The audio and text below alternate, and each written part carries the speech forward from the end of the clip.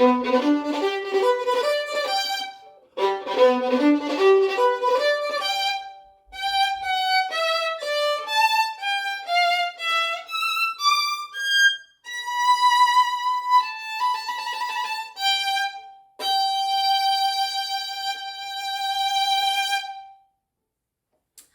you just heard was the excerpt from the Holberg Suite Movement Number 1 Prelude by Grieg, which is the audition excerpt for the Sinfonia Orchestra for HYS.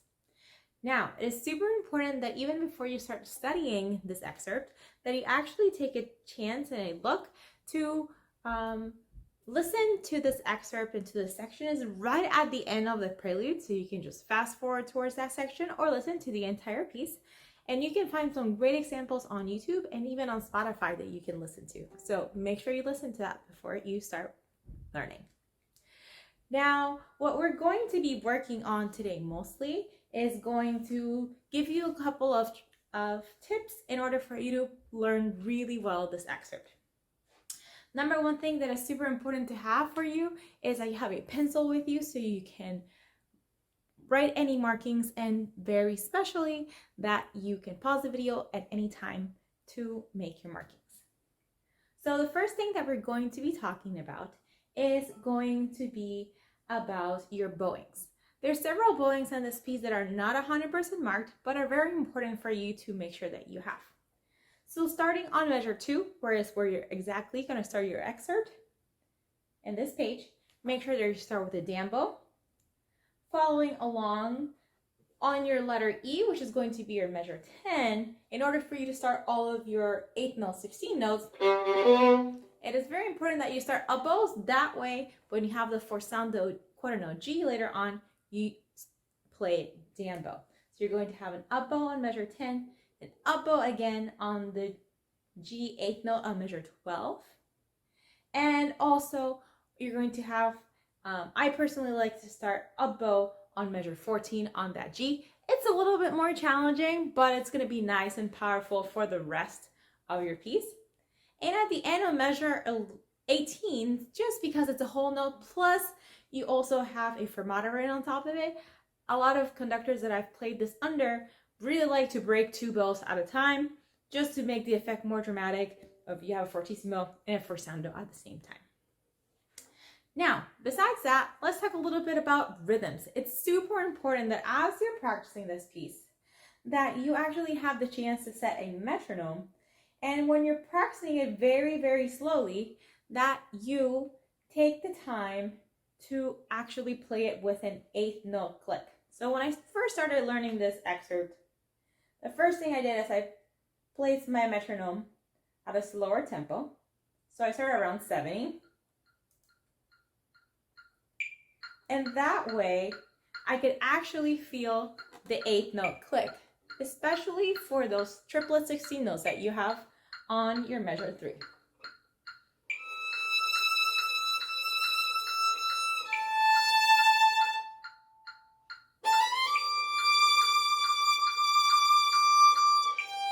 Two and 3 and 4. 2 and 3 and 4. 2 and 3 and 4. So it's super important that you practice with the metronome. Also for that very, very long F sharp trill that you have, it's super important that you count it super well too, that you make sure you count 6 counts of that as well. Now, in terms of bowing style, right at the beginning of that section, make sure it's very lyrical. Even the music is telling you to do so by telling you to play dolce, which means to play sweetly. So even though you're playing piano, you can also use a little bit of more bow, coming closer to that fingerboard. And you will still be able to play piano, but you'll be able to capture that really nice and sweet tone from your instrument, especially on the E string. So make sure you use a little bit more bow closer to the fingerboard to get that sound. Very importantly, also on measure 8, is that 8th note that you really cut it nice and short. That's also another reason to use the metronome.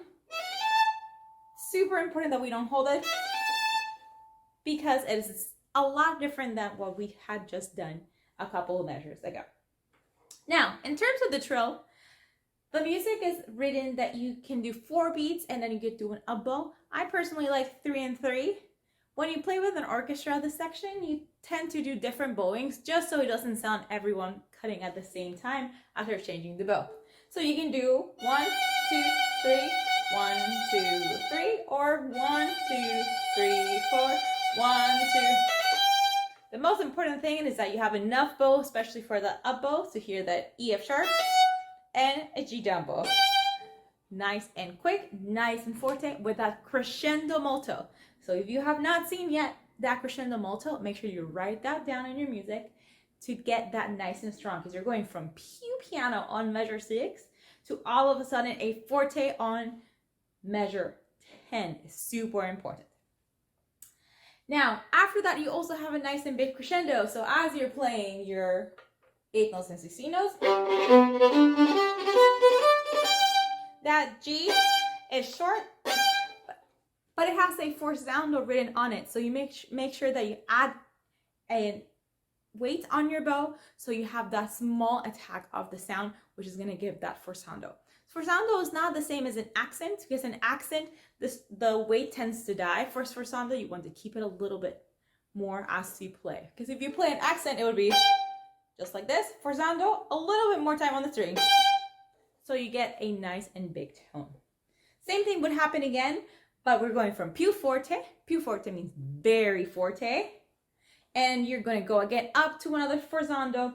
So you're almost thinking like kind of fortissimo by the end that you get until measure 13. Now, measure 14 is very important that you practice.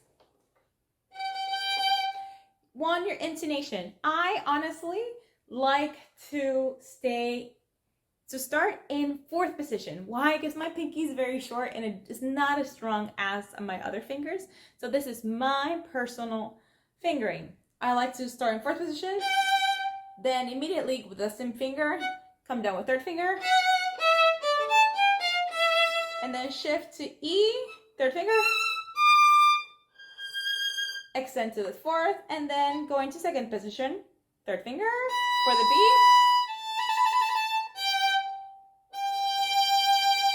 and right before that last C, just because my 2nd finger likes to vibrate a lot better than my other fingers, I switch back into 1st position. But again, use a fingering that will allow you to play strongly with a nice tone as you're playing with. So if you have a nice strong finger, you can start that G already in 3rd position instead of doing a double shift like I did right on measure 14. As well, make sure that all those accents are coming nice and strong, that you really put a pause on the bow, especially on those up bows. Because you need to have that strong accent come for every single note. So you have to put a little bit more extra work on those up bow accents.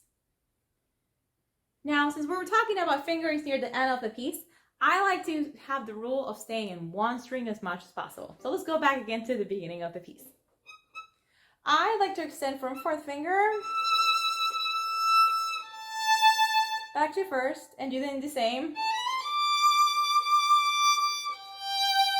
So going down to the A and going down to the G, I like to use that 1st finger at all times, just so I don't have to do unnecessary string crossings. 2nd position for measure 5, and then going to 1st position. And I like to do the open E. Some teachers and some students on measure A, they like to go into 4th position. But I like how my E string sounds on my violin, so that's why I choose to do it that way. Now I'm going to go ahead and play the excerpt in 3 different tempos. For our slow tempo, I'm going to play to 80 beats per minute, medium tempo to 100 beats per minute, and then audition tempo to 140 beats per minute. And you will also be able to hear the metronome as I am playing the excerpt. First, I'm going to go ahead and play the slow tempo.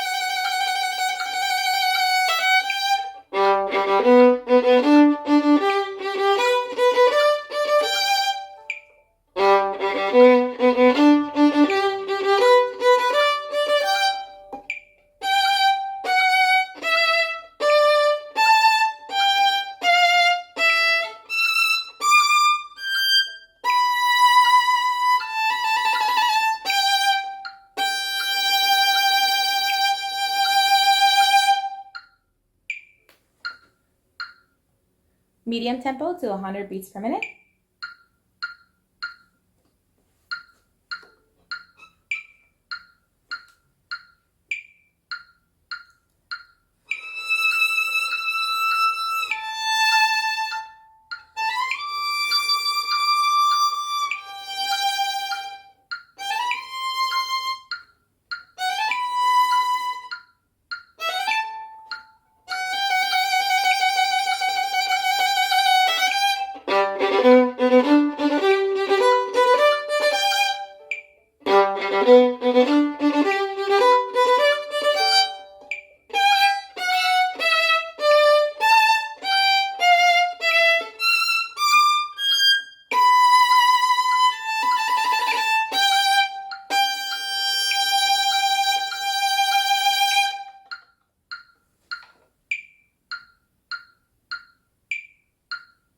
And last, the tempo for Audition at 140 beats per minute. As well, remember you can play this in between 130 and 146.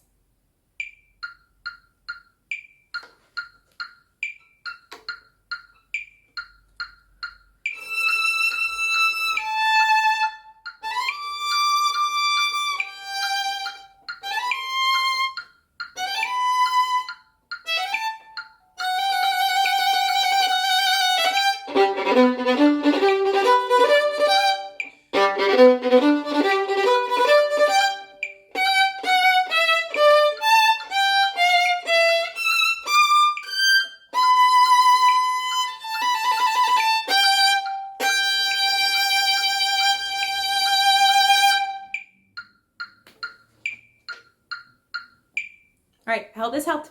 Bye.